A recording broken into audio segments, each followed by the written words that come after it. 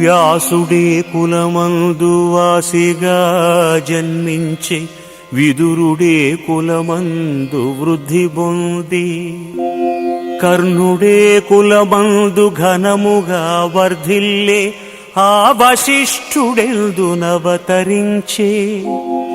ఇంపుగా వాల్మీకి ఏ కులంబున వచ్చే గుహుడను పుణ్యుడే కులమువాడు శ్రీశుకుండెచ్చట చలగి జన్మించెను శబరి ఏ కులమందు జన్మముంది